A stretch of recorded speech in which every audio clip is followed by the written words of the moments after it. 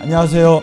말씀 묵상의 이광재 목사입니다. 저희는 어제 요하난이 이스마엘을 통해서 그다랴를 죽이려 한다는 그런 내용을 그다랴에게 알려주었습니다. 그러자 그다랴는 그 내용을 듣고 나서 그럴 리가 없다. 내가 바벨론의 제국을 등에 업고 있는데 나를 죽이면 앞으로 얼마나 심각한 일이 생기겠느냐라는 안심 속에서 그것을 인정하지 않았습니다. 안타깝게도 오늘 그 요하난이 첩보한 그 내용이 슬프게도 현실로 이루어진 장면을 저희들이 오늘 보게 됩니다. 오늘 본문을 통해서 또 하나님께서 저희들에게 말씀하시고자 하는 메시지는 무엇인지 저희들이 귀 기울이며 하나님의 지혜를 구하는 시간을 갖도록 하겠습니다. 제가 기도하고 시작하겠습니다.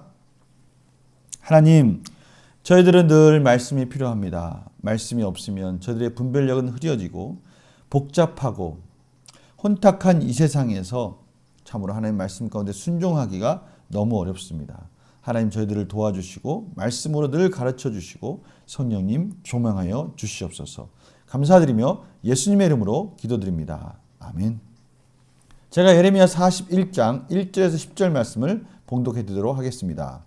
일곱째 달에 왕의 종친 엘리사마의 손자여 느다냐의 아들로서 왕의 장관인 이스마엘이 10사람과 함께 미스바로 가서 아이감의 아들 그다랴에게 이르러 미스바에서 함께 떡을 먹다가 느다냐의 아들 이스마엘과 그와 함께 있던 10사람이 일어나서 바벨론의 왕의 그 땅을 위임했던 사반의 손자 아이감의 아들 그다랴를 칼로 쳐 죽였고 이스마엘이 또 미스바에서 그다랴와 함께 있던 모든 유다 사람과 거기에 있는 갈대아 군사를 죽였더라. 그가 그다랴를 죽인 지 이틀이 되었어도 이를 아는 사람이 없었더라. 그때 사람 80명이 자기들의 수염을 깎고 옷을 찢고 몸에 상처를 내고 손에 소재물과 유황을 가지고 세겜과 실로와 사마리아로부터 와서 여호와의 성전으로 나아가려 한지라. 느다냐의 아들 이스마엘이 그들을 영접하러 미스바에서 나와 울면서 가다가 그들을 만나 아이감의 아들 그다랴에게로 가자 하더라. 그들이 성읍 중앙에 이를 때에 느다냐의 아들 이스마엘이 자기와 함께 있던 사람들과 더불어 그들을 죽여 구덩이 가운데에 던지니라. 그 중에 10사람은 이스마엘에게 이르기를 우리가 밀과 보리와 기름과 꿀을 밭에 감추었으니 우리를 죽이지 말라 하니 그가 그치고 그들을 그의 형제와 마찬가지로 죽이지 아니하였더라. 이스마엘이 그다랴에게 속한 사람들을 죽이고 그 시체를 던진 구덩이는 아사왕이 이스라엘의 바하사왕을 두려워하여 팠던 것이라. 느다냐의 아들 이스마엘이 그가 쳐 죽인 사람들의 시체를 거기에 채우고 미스바 남아있는 왕의 딸들과 모든 백성 곧 사령관 느부사라단이 아이감의 아들 그다랴에게 위임하였던 바 미스바에 남아있는 모든 백성을 이스마엘이 사로잡되 곧 느다냐의 아들 이스마엘이 그들을 사로잡고 암몬 자손에게로 가려고 떠나니라. 아멘. 오늘 이스마엘이 그다랴를 식사 자리에 초대합니다. 참으로 비참한 장면이죠. 그들은 항상 식탁 교제를 통해서 그들의 친분을 쌓고 있었고요. 이런 중요한 식탁 교제 자리에서 모든 것을 편안하게 안심하고 있을 때 그를 이스마엘은 10명을 데리고 와서 처참하게 그다랴를 죽이는 장면을 저희들이 보게 됩니다. 그다랴만 죽이는 것이 아니라 그다랴와 관계 있는 유대인들과 또 바벨론에서 파견된 군사들까지도 다 죽입니다. 이틀이 지나도록 그다랴가 죽었다는 생각은 꿈에도 하지 못했다는 것은 그만큼 참으로 있을 수 없는 일이 일어난 것이죠. 이쯤에 또 절기를 지키려고 온 곳에 흩어진 유대인들이 80명 정도가 성전에서 제사를 드리러 올라오던 중에 그것을 발견한 이스마엘은 그들 또한 처참하게 죽이려 합니다. 그러나 10명 정도는 또 좋은 것, 음식 좋은 것을 숨겨놨다는 얘기를 듣고 그들은 살려주죠. 나머지 70명은 아사왕이 바하사왕을 과의 전쟁을 대비하기 위해서 팠던 물 웅덩이에다가 모든 시체들을 다 그 웅덩이에 채우는 것으로 이 비참하게 그런 시체들을 처리합니다.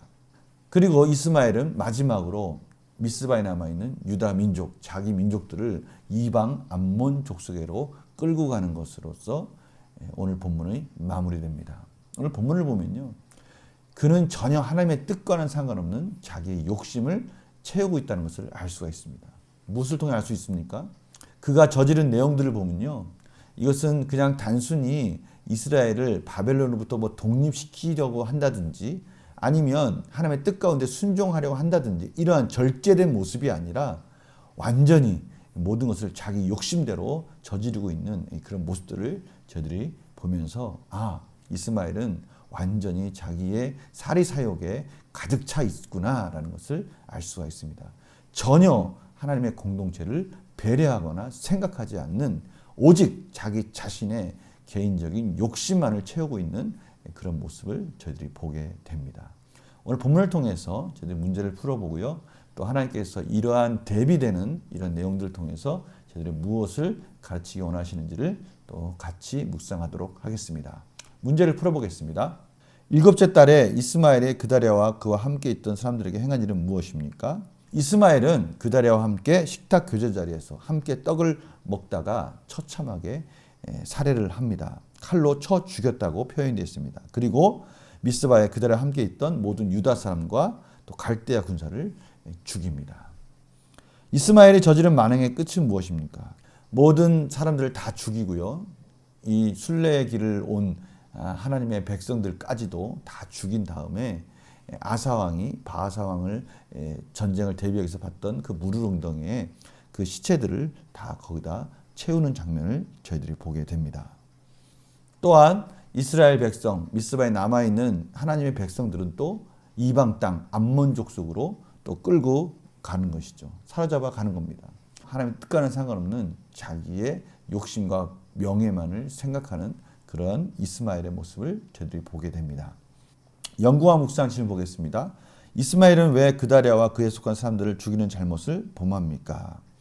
저는 오늘 이 장면을 통해서 창세기 34장에 세겜 족속을 진멸하는 그 야곱의 아들들의 모습이 비춰집니다. 그들은 자신의 가족인 이 야곱의 딸 디나가 세겜 추장 아들을 통해서 강간을 당했다는 소식을 듣고 울분을 토합니다. 그런데요, 그러한 과정 속에 이들이 행한 일들을 보면요, 그 세겜에 있는 결혼을 조건으로 모두가 다 할례를 하라고 한 다음에 그 세겜 족속들을 완전히 진멸한 장면을 봅니다. 굳이 디나가 강간을 당해서 억울한 건 이해하지만 그 땅에 있는 모든 생명들을 죽이는 장면을, 그 만행을 저지르는 모습을 보면서 그것은 도저히 하나님의 자녀로서 하나님의 백성으로서 해야 할 일은 아니었습니다. 그 일로 인해서 야곱은 너무나 두려움 속에서 보복의 두려움을 호소하고 있는 장면을 저희들이 보게 되는데요. 이런 장면을 통해서 보면요, 단순히 그냥 심판이나 구원의 그러한 방법이 아니라 자신의 욕심을 채우고자 한다는 무모한 이러한 일들을 저희들이 보게 되는 거죠. 오늘 말씀도 마찬가지입니다. 이스마엘은 그냥 단순히 그다랴 하나만 죽이는 것이 아니라 그와 관련된 사람들 모두를 다 진멸하고요. 심지어 순례의 길을 오는 그 회파된 성전일지라도 거기에 순례를 통해서 제사를 통해서 예배를 하나님 앞에 회복하려고 오는 그다들마저도 죽이고 그들을 그 웅덩이에다가 처참하게 장사 지내는, 그냥 장례 절차, 그들이 소중히 여기는 그 장례 절차까지도 무시하고 그냥 물 웅덩이에 시체들을 채우는 이런 비참한 일들을 저지르는 것을 볼 수가 있습니다. 오직 그가 가지고 있는 사리사욕과 욕심을 채우고자 하는, 아무런 하나님의 말씀도 상관이 없고요, 하나님의 공동체의 의식도 없이 그러한 자기의 욕심만을 채우는 비참한 죄된 모습들을 저들이 보게 되는 것입니다. 그래서 느낀 점 보면요, 하나님의 뜻을 거스르고 살인과 각종 만행을 저지르는 이스마엘을 보면 무엇을 느낍니까? 죄가 가지고 오는 이 개인적인 욕심이 가지고 오는 이 무서운 결과들을 저희들이 다시 한번 자각할 수 있는 그런 말씀이죠. 그래서 결단과 적용을 보면요, 내 생각이 앞서 하나님의 말씀에 불순종하고 있는 것이라면 무엇입니까? 내 생각 때문에 하나님의 그 거룩한 하나님의 선한 뜻이 파괴되어지는 혹은 또 왜곡되어지고 그릇되어지는 그런 일은 없는지 저희들이 늘 신중하게 생각해 봐야 될 것입니다.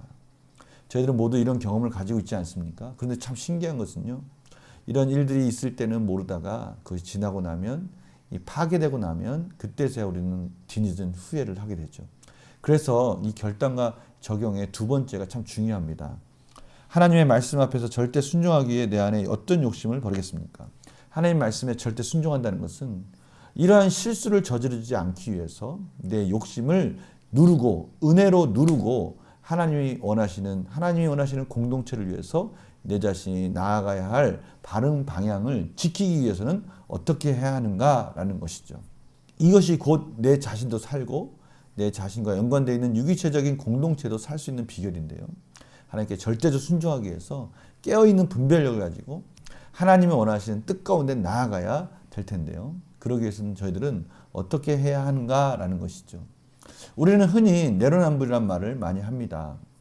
내 스스로는 로맨스고 남이 하면 불륜이라는 이런 표현을 쓰는데요. 이것은 절대적인 겁니다. 이것은 죄가 가지고 오는 아주 치명적인 오류인 것이죠.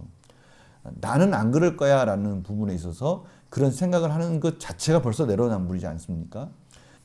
그래서요, 이 성경에는 하나님의 은혜를 받은 자, 또 하나님 말씀에 깨어있는 자들의 특징 중에 하나가 바로 이 신중함입니다. 디도서 2장 12절에 보면요, 우리를 양육하시되 경건하지 않은 것과 이 세상 정욕을 다 버리고 신중함과 의로움과 경건함으로 이 세상에 살고. 바로 여기에 신중함이 나옵니다. 신중함 영어로 하면 셀프 컨트롤인데요. 스스로를 절제할 줄 알고 스스로를 자제하면서 정말 하나님의 뜻이 무엇인가를 심사숙고해서 말을 하고 행동을 하고 선택을 하는 걸 말하는 것이죠. 저희들은 하나님의 말씀 가운데서 바로 이 부분을 또 적용하는 것이 중요하다고 생각합니다. 하나님의 뜻을 선택하고 그 뜻 가운데 살아가는 복된 삶이 되기를 간절히 축원합니다. 기도하고 마치겠습니다. 하나님, 오늘 이스마엘을 통해서 무자비한 죄의 속성을 봅니다. 저희들은 예수 그리스도로 말미암아 이런 죄의 지배로부터 해방되었음을 믿습니다. 하나님, 이제는 저희들이 더욱더 신중해 신중을 기하며 하나님의 뜻을 분별할 줄 알고 그 뜻 가운데 진지한 삶을 살아가며 하나님이 기뻐하시는 삶의 열매로 하나님께 드려질 수 있도록 인도하여 주시옵소서. 감사드리며 예수님의 이름으로 기도드립니다. 아멘. 죄의 유혹에 속는 것이 아니라 하나님이 기뻐하시는 삶으로 영광 돌리는 복된 삶이 되기를 간절히 축원합니다. 내일 또 뵙겠습니다. 안녕히 계세요.